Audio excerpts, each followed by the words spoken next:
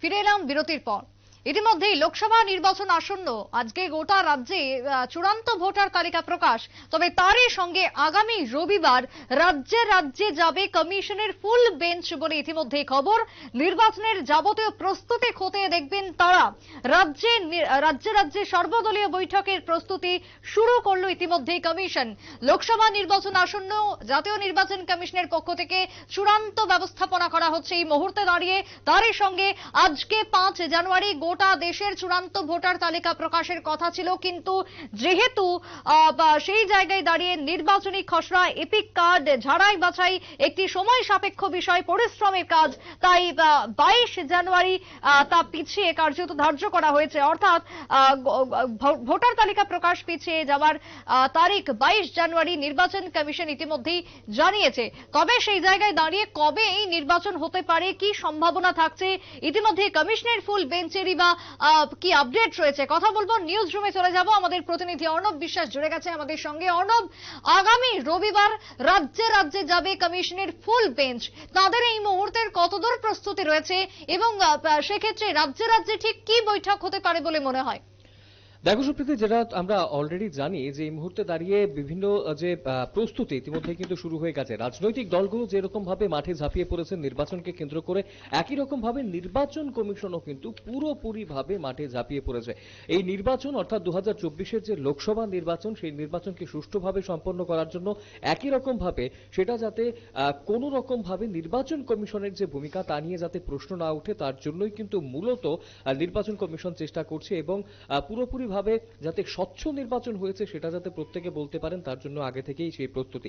ইতিমধ্যেই আমরা যেটা জানি, একটু আগের কথা থেকেই যদি শুরু করি সুপ্রীতি, যে ইতিমধ্যেই আমরা জানি যে এর আগে অর্থাৎ অনেকদিন আগে থেকেই যারা রয়েছেন জেলা শাসক বা অতিরিক্ত জেলা শাসক, তাদেরকে ট্রেনিং প্রক্রিয়া শুরু হয়ে গেছে। এবং তোমাকে আরো জানিয়ে রাখি সুপ্রীতি, যে এই যে ট্রেনিং প্রক্রিয়া, সেটা কিন্তু এই যাবৎকালে এই প্রথম এরকম ট্রেনিং প্রক্রিয়া করা হচ্ছে জেলা শাসক বা অতিরিক্ত জেলা শাসকদের, যারা কিন্তু মূলত যে ডিসিশন মেকিং যাদের হাতে থাকে, ডিসিশন যারা নিয়ে থাকেন বিভিন্ন সময়ে, তাদেরকে কিন্তু আগে থেকে ট্রেনিং করা হচ্ছে এবং সেই প্রক্রিয়া কিন্তু ইতিমধ্যেই চলছে।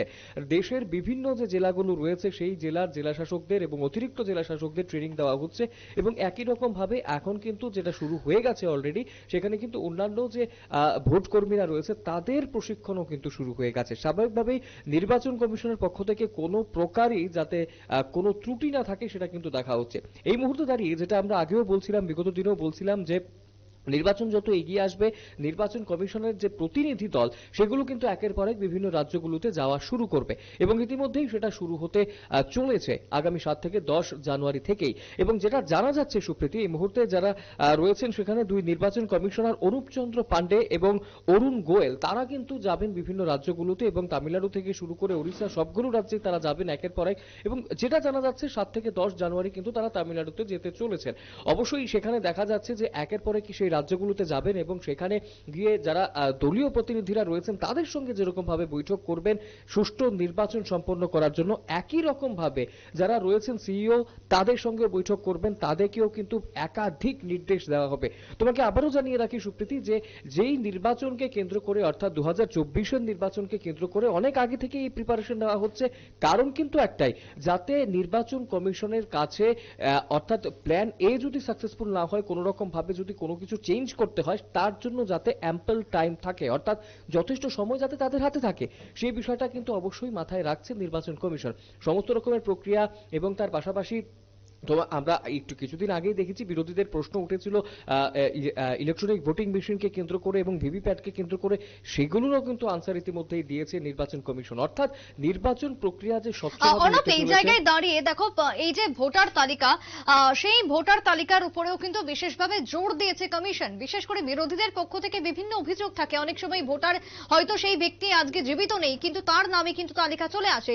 সেই জায়গায় দাঁড়িয়ে বিরোধীদের এই অভিযোগ খণ্ডানোর জন্য কিন্তু বিশেষ ভূমিকা দেখা যাচ্ছে, সেক্ষেত্রে কি বলবে? একদম দেখো সুপ্রীতি, আমি প্রথমেই যেটা বললাম যে বিশেষ যে প্রশিক্ষণ দেওয়া হচ্ছে জেলা শাসক এবং অতিরিক্ত জেলা শাসকদের, তাদের কিন্তু এই প্রক্রিয়ার আওতায় পড়েন তারা।